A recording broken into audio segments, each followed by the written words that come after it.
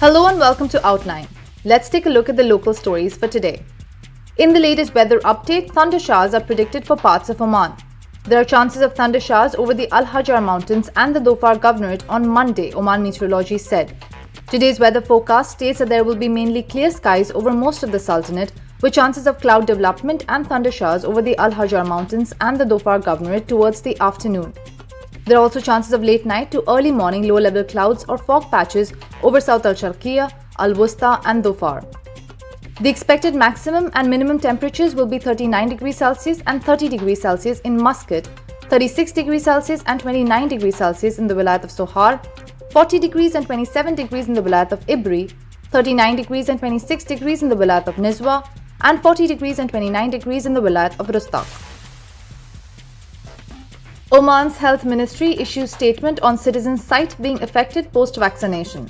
The Ministry of Health has issued a detailed clarification about a video broadcast by a citizen who said that he started facing eyesight problems after receiving the COVID-19 vaccine. The ministry said that the two were unrelated incidents. The Ministry of Health statement said the following. The Ministry of Health has closely followed the video broadcast by a citizen describing his difficulty with sight after receiving the COVID-19 vaccine. The aforementioned citizen had difficulty seeing only 2 hours after taking the vaccine, and he was examined by ophthalmologists at Sohar Hospital as well as by hematologists and ophthalmologists at Sultan Qaboos University Hospital. He underwent many tests that did not show a relationship between his health issue and the vaccine. He was further given an appointment to visit the Sultan Qaboos University Hospital. It is worth noting that central retinal vein occlusion affects about 2.5 million people all over the world and occurs suddenly and has many causes such as diabetes, blood viscosity, infections, smoking, glaucoma, obesity, cholesterol and high blood pressure.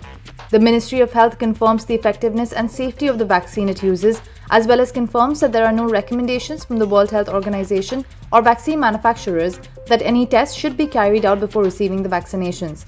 The ministry also affirms that it monitors all side effects associated with vaccinations. Until now, some of those vaccinated have shown only minor symptoms such as fever, headache and pain at the injection site. And now in some international stories, Bangladesh seals border with India amid record surge in COVID-19 cases. Bangladesh has decided to close its border with India for the next 14 days following a sharp rise in the country's COVID-19 cases and deaths. A ban on entry from India has been imposed and with instructions of the Prime Minister's office, Bangladesh Home Minister Asad-uz-Zaman Khan Kamal said on Sunday. On Thursday, a proposal to shut down borders with India was rejected at an inter-ministerial meeting.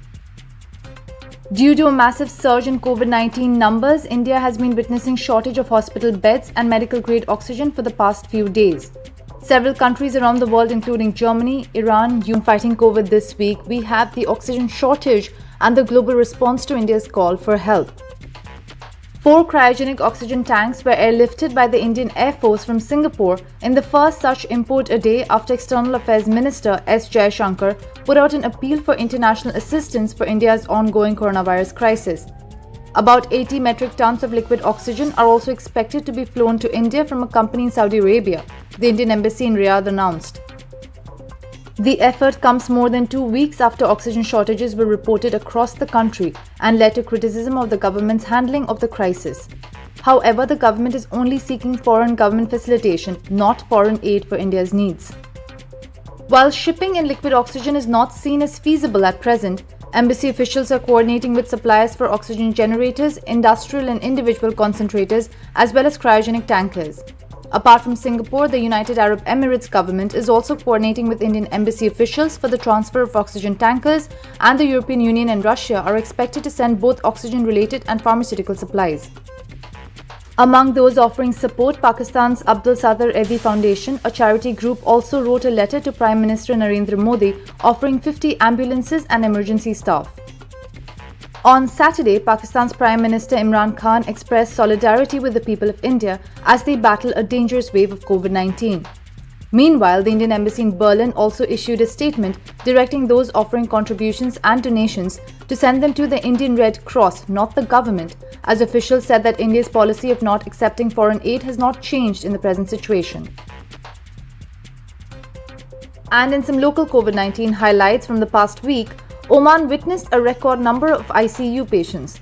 The Sultanate has seen a record number of patients in intensive care units as more than 270 cases had been registered until Sunday, according to data from Ministry of Health. On Sunday, statistics made available on THUNDERSHOWERS, the coronavirus monitoring app, showed that the number of those hospitalized during the previous 24 hours reached 95, while 272 patients were admitted to ICU, bringing the total number of patients admitted to health institutions to 818. Speaking exclusively to Times of Oman, Ibrahim Al-Maimani, a social activist and data analyst, said the following: 3,538 new cases were recorded during the weekend, an increase of 175 cases compared to last week, as 3,363 were recorded during the last weekend, as well as 35 deaths, an average of 12 deaths per day compared to last Sunday, where 57 deaths were recorded and an average of 19 deaths during the weekend before last. He also confirmed, saying, "We notice a slight decrease in the number of inpatients in hospitals as the numbers decrease from 822 cases to 818 cases, with a decrease of 4 cases. And on the other hand, we notice an increase in the number of intensive care from 266 cases to 272 cases and an increase of 6 cases."